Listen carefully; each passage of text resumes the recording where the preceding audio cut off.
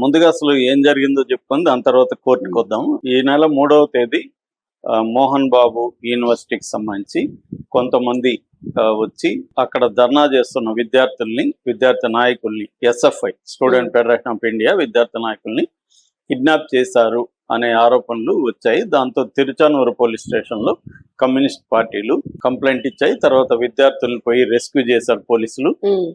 నారావారిపల్లి చంద్రబాబు వాళ్ళ ఊరు, దాని దగ్గరలో భీమవరం అనే ఒక ఊరు ఉంటుంది. అక్కడ కారులో తీసుకెళ్తుంటే వెళ్ళి రెస్క్యూ చేశారు. ఆ రెస్క్యూ చేసి కొంతమంది మీద కేసు అయితే నమోదు చేశారు. అందులో A1 గా సతీష్ అని PRO, university PRO, A2 Manchu Vishnu, A3 Mohan Babu, మిగతా అంతా కూడా అక్కడ ఉన్న బౌన్సర్లు ప్రధానంగా. సో అసలు ఎందుకు ఎస్ఎఫ్ఐలు ధర్నా చేస్తున్నారంటే దీని నేపథ్యంలోకి వెళ్తే మోహన్ బాబు యూనివర్సిటీ మీద ఫీజులకు సంబంధించి అక్రమంగా ఫీజులు వసూలు చేస్తున్నారని ఎప్పటి నుంచో కూడా అంటున్నారు. అంటే మోహన్ బాబు యూనివర్సిటీ అంటే బేసిక్ గా ఇంజనీరింగ్ కాలేజ్, మిగతా కూడా ఉన్నాయి ఇన్స్టిట్యూట్స్. అది యూనివర్సిటీగా కన్వర్ట్ అయింది. దానికి ఛాన్సలర్ గా మోహన్ బాబు ఉన్నాడు, వైస్ ఛాన్సలర్ గా విష్ణు ఉన్నాడు. Private university. సో దీంట్లో ఏంటంటే ట్యూషన్ ఫీజు అని, బిల్డింగ్ ఫీజు అని, తర్వాత ట్రాన్స్పోర్ట్ ఫీజు అని, మిడ్ డే మీల్స్ మధ్యాహ్నం భోజనం డబ్బులు, ఇలాగా. అంటే ఫర్ ఎగ్జాంపుల్ అక్కడ రంగంపేటలో ఉంటది యూనివర్సిటీ. రంగంపేట చుట్టుపక్కల విలేజెస్ నుంచి కూడా కొంతమంది వస్తారు. కొంతమంది అక్కడ పీజీ పెయిడ్ గెస్ట్ హౌస్ లో కూడా ఉంటారు పిల్లలు, హాస్టల్స్ లో ఉండి వెళ్తారు. సో వీళ్ళు మధ్యాహ్నం కంపల్సరీ భోజనం చేయాలా, అక్కడే చేయాలని రూల్ పెట్టారు. దాంతో దానికి డబ్బులు వసూలు చేస్తున్నారు. రెండోది వాళ్ళ బస్సుల్లోనే ట్రావెల్ కావాలని, వాళ్ళ సొంత ట్రావెల్ కానీ లేకపోతే పబ్లిక్ ట్రావెల్ ఉపయోగించకూడదు, మా బస్సులో రావాలని, దానికి మళ్ళీ సపరేట్ గా ఫీజులు, ఇలాగా తడిసి మోపిడి అవుతుందనే విమర్శలు ఉన్నాయి.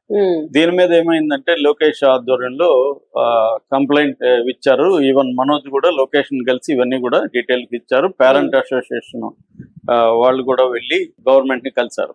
సో గవర్నమెంట్ ఏం చేసిందంటే దీన్ని APHERMC అంటారు, Andhra Pradesh higher education regulatory and monitoring commission.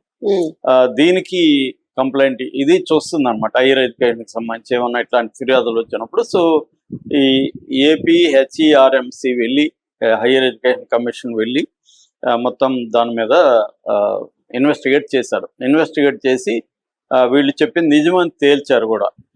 ఇంకొక రకమైన ఇది కూడా వసూలు చేస్తున్నారు. అదేంటంటే ఫీజు రీయింబర్స్మెంట్ కొంతమందికి బీసీ స్టూడెంట్స్ వర్తిస్తుంది కదా, వాళ్ళ దగ్గర కూడా వీళ్ళు వసూలు చేస్తున్నారు. యాక్చువల్ గా వాళ్ళ దగ్గర వసూలు చేయకూడదు, గవర్నమెంట్ దగ్గర వీళ్ళు తీసుకోవాలి, స్టూడెంట్ దగ్గర తీసుకోకూడదు. కానీ అలా కూడా వసూలు చేస్తారని చెప్పి ఓవరాల్ గా 2022 నుంచి 2024 వరకు 26,17,000 వసూలు చేసినట్టుగా ఈ కమిషన్ తేల్చింది. తేల్చి కొన్ని చర్యలు చేపట్టింది. అందులో ఒకటి వచ్చి 15 lakhs ఫైన్ వేసింది. 2 అసలు యూనివర్సిటీ దీన్ని లైసెన్స్ ని రద్దు చేయమని UGCకి కానీ తర్వాత AICTEకి వీళ్ళకందరికి కూడా రికమెండేషన్ కూడా చేసింది. దీని మీద హైకోర్టుకు వెళ్ళారు.